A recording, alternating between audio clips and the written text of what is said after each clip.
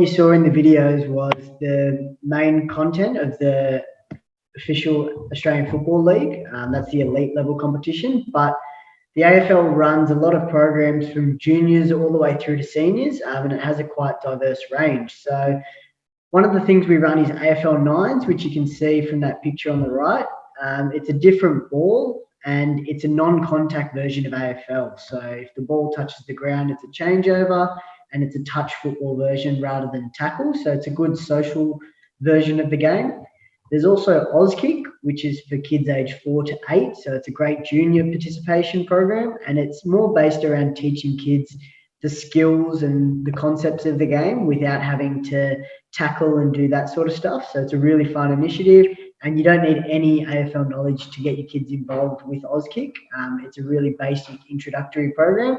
It gives them a good base and a good knowledge. It's also a good way for them to make friends and get out with other people from in the community.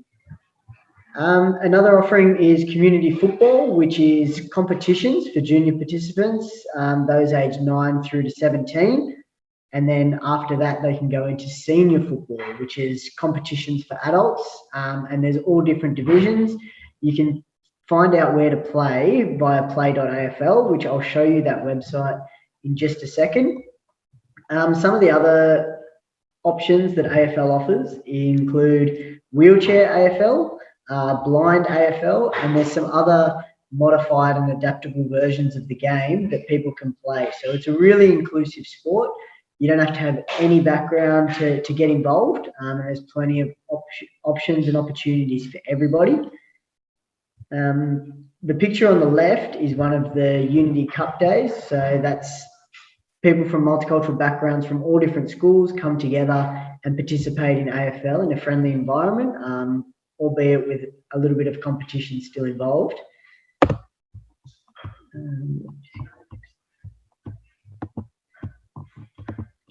All right, so this is the play.afl website, and it's really user-friendly. You just need to type in where you live or where you want to get involved with AFL, and then you can use different filters to find which competition or which program is best for you. So as you can see here, you can filter by teams, you can filter by age group to find the closest Auskick centre or AFL club or junior AFL club. So it's a really good way to get involved. And if you have any questions, I'll send my details out at the end and you can just contact me, or you can just go to play.afl and access any of that information through there.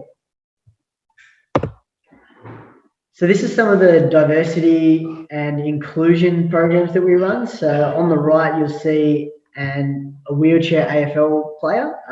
He's one of our multicultural player ambassadors as well, and he does a great job. So really interesting. They've got a national wheelchair championship, so all the different states will send teams.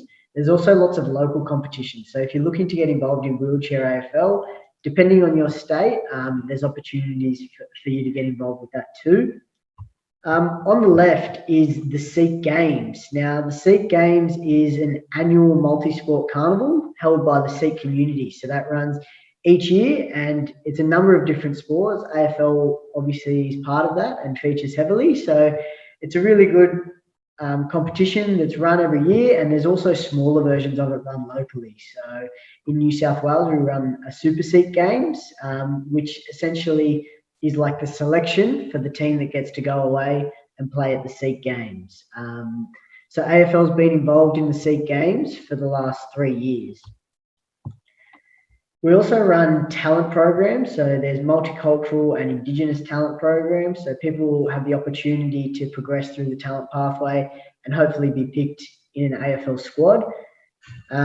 We also run multicultural school programs. So schools with high multicultural populations will go to the schools and run programs for them, similar to Auskick, where it's really introductory. And if they like it, there's opportunities for them to progress up the chain, get involved with more AFL at different levels. So some good opportunities there. AFL really is very inclusive and provides opportunities for everyone to get involved. Another key part of the AFL's focus is the female space. So the Aflw Competition, which is the female competition, that's a national competition. you can see a photo of the Adelaide Crows women's team. That grand final was played in front of a packed house, which was a big achievement for the AFL. Over 50,000 people went and watched that game. And women's football has grown massively. So it's a real focus for the AFL is to get more females playing the game. And there's plenty of opportunities for them. The Aflw competition was one of the first of its kind in Australia to really place an emphasis on female participation at the elite level, and that's filtered down into the juniors. So as you can see on the right, the female participation space is growing rapidly, all the way through from girls only Auskick to youth girls football to the elite Aflw competition. There are plenty of opportunities for females to get involved in AFL. And similarly, if you go to play.afl and you want to search for female-only concepts, you can do that.